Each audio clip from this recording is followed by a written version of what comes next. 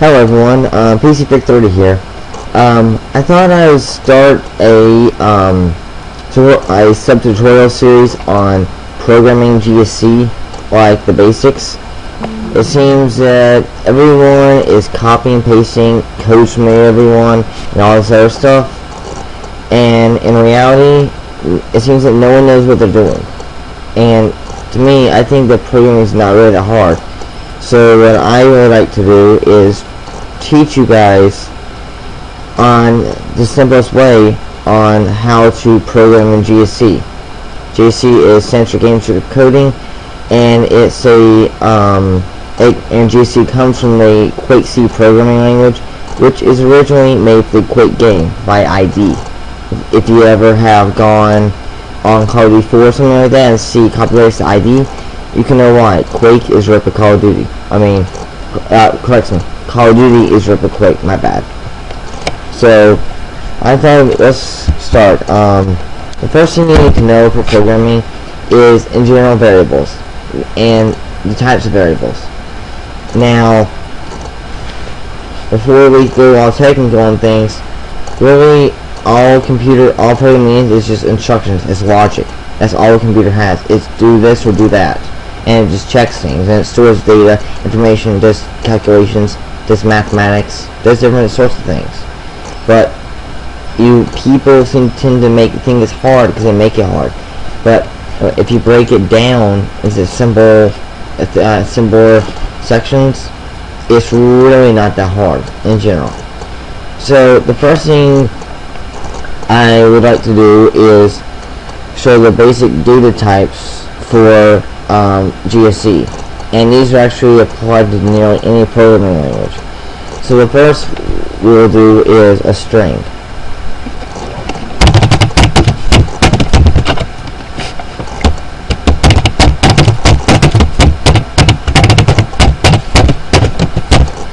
In GSC, every single line, at least most of the time, will require a semicolon. That means the end of that line. If you don't put that, you'll get a syntax error. Most of you know that in one way or another. Now, whoopsie, CH. Now, you probably recognize something like this in the past.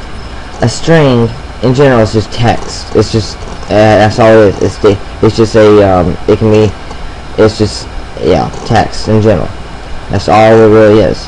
And I found that on a small note that it seems that in Call of Duty, a variable as a string can have a limit like 255 characters in it.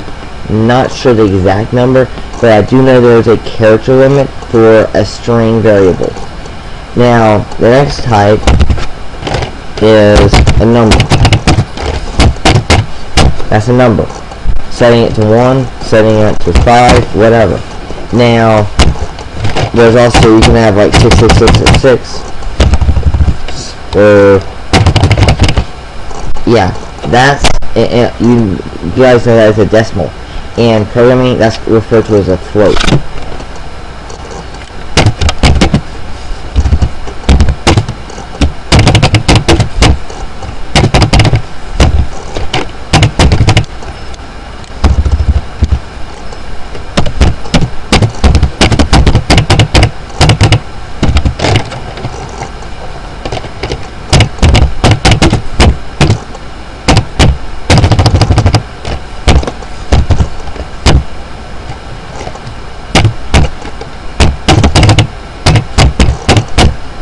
Not really that hard in general.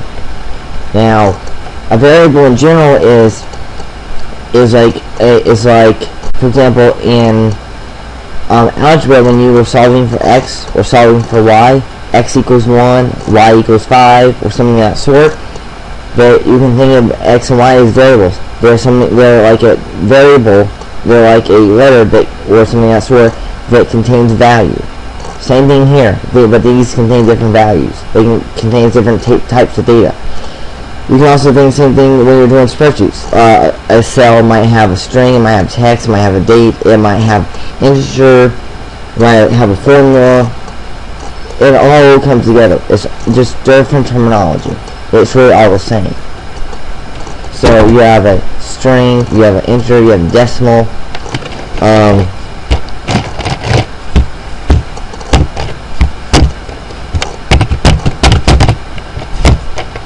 If you want to say if someone's, we'll just use we might have a variable as tall for asking if a person's tall or something, and for this we can, for a proper for that we can put true. Now these are true is would only have true or false. That's what you refer to a boolean, true or false.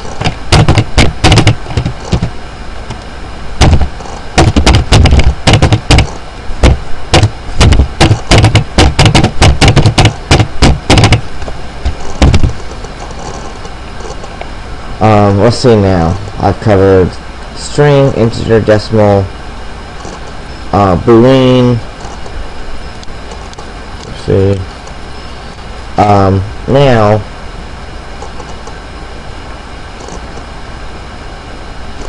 Now one interesting thing that you may have noticed is that for Call of Duty, you can store a reference to a function.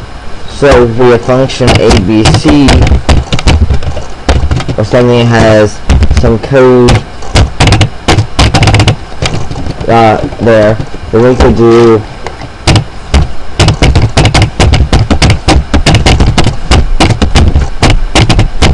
and it basically stores a reference to ABC.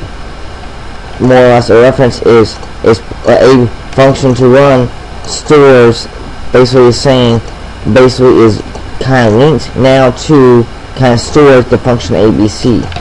And if you ever know some GSC, you can actually go and do self,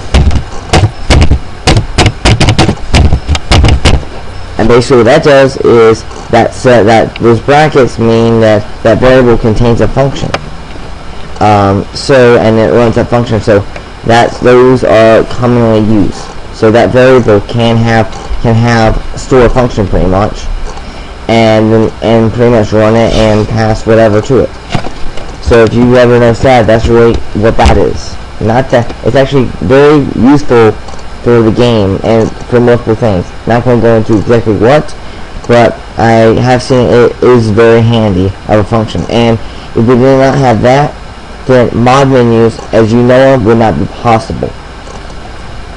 Now, here's what's really the most complicated thing that people have trouble understanding is arrays. Now say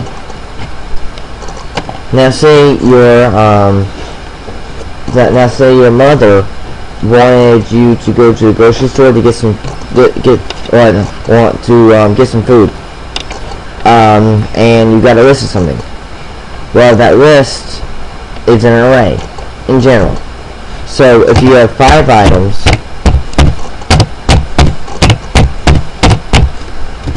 and it's like bread,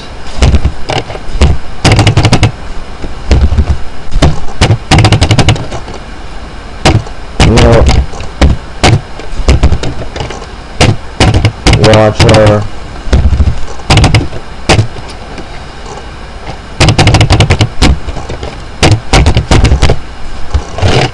but just says random food in general, then basically that's just a list. And in general, those are all items in the list. Now, for programming in arrays, you basically, an array is a list, but the contents of the list are variables, not exactly items. And since the contents of the list are a variable, then what a variable is applies to it. So a variable can have text, integer, decimal, a boolean value, or a function. So in general, an array or a list could have a variable that contains that data. So for in GSC, if we want to do, we can make our array that syntax, the brackets right there, specify that our array is now an array. That's its data type. That's what type of variable it is. Now you can have our array, the first item equals red, a string. Now hold up. What's with this 0? Usually a list starts at 1, not 0. Well, every single, in any language, arrays always start at 0. That's the first of it. 0, 1, 2, 3, 4, 5. It never will start at 1. Now 1 can be an item in the list, number 1, but 0 is always the first. So whenever we're doing this, we increase the list, we increase it by 1, we increase it down, put milk,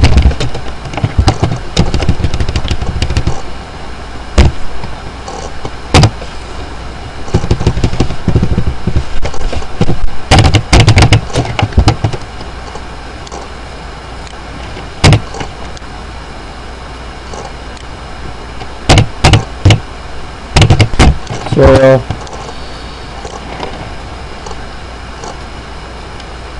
0, 1. Oopsie, my bad. It needs to be 2. I skipped a number. My bad. 1, 2, 3, 4.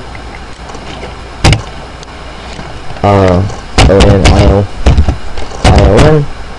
Now, our array now has, the contents of our array now would be 0, red, 1,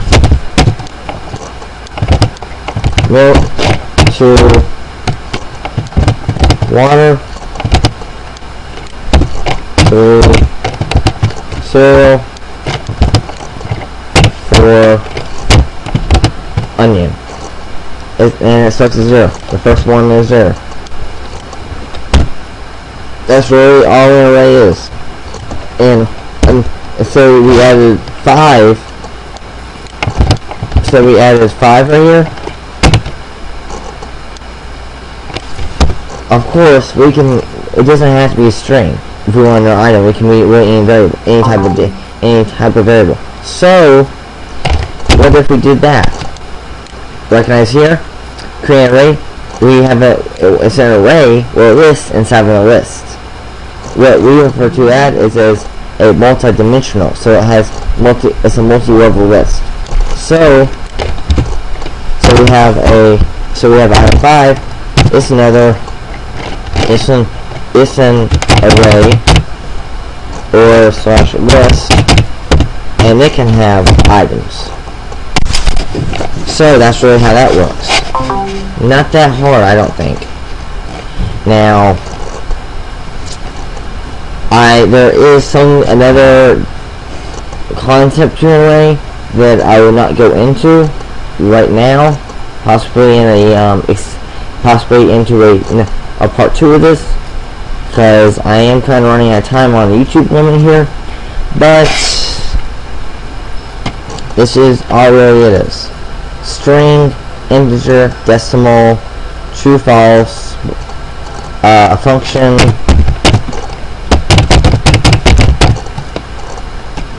that is stored to a variable, and a list, array. So, hope you enjoyed this tutorial, and don't forget to visit GoToMine.com. Please rate, comment, subscribe. Tell me if I'm doing bad. Tell me if I'm sucking at doing these tutorials. Tell me if I'm too loud, because I think my last video I was way too freaking loud after I listened to it. Tell me if I'm being too technical. I'm trying to be simple here. I know this stuff can be very technical wise, but in general it doesn't have to be. So if you're still watching me, give me feedback. This is PC30 signing off.